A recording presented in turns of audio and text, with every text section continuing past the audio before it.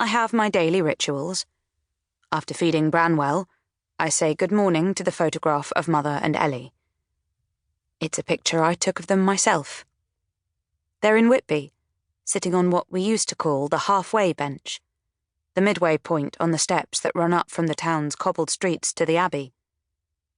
We grew up in a cottage on the North York moors, and Mother never tired of our trips to Whitby, dropping in to see the Abbey like an old friend, or popping over to Scarborough to visit Anne Bronte's grave.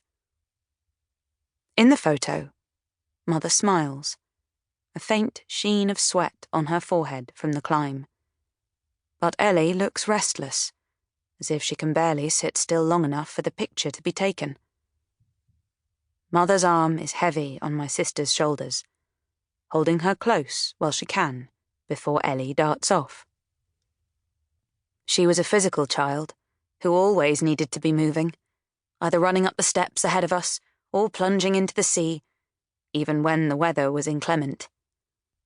She'd shiver, wet hair dripping, in the car on the way back.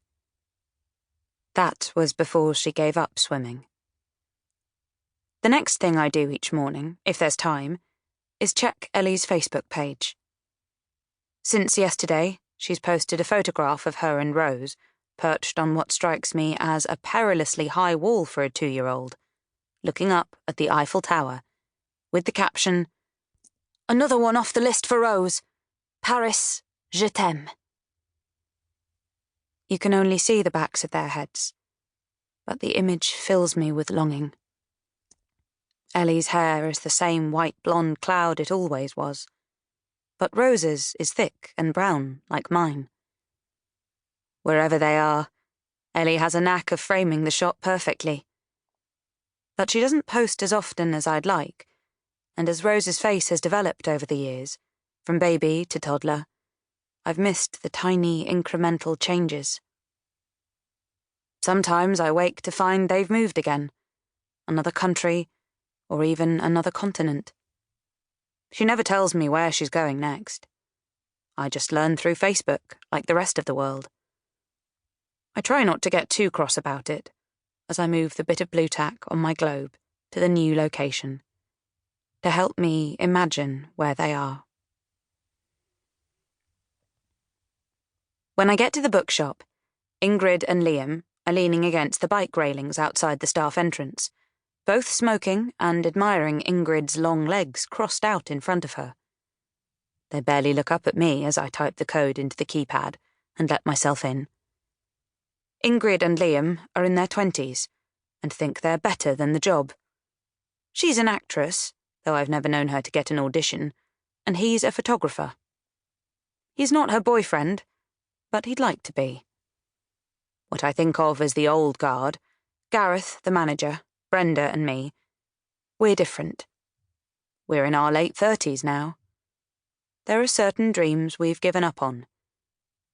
I suppose that's just part of growing up. I once hoped to be an English teacher, like Mother, but it didn't turn out that way. I still have the chance to talk about literature every day. One of the best parts of the job is introducing the right person to the right book. I like to imagine myself as the bookseller's answer to Jane Austen's Emma.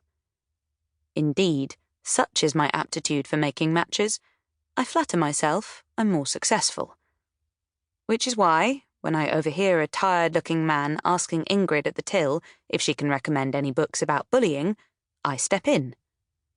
Ingrid has already fobbed him off with vague directions to the mind, body and spirit section by the time I reach him, but I believe I can do better. Is the book for an adult or a child? My daughter, she's 9. He shoots me a grateful look while Ingrid scowls. How about Roald Dahl's Matilda? I begin. That's a good one to start with. Or there's The Boy in the Dress by David Walliams. I'm guessing it needs a happy ending. Isn't that a comedy? It's funny, yes, but moving. It's about a child who misses his mother. My daughter does too.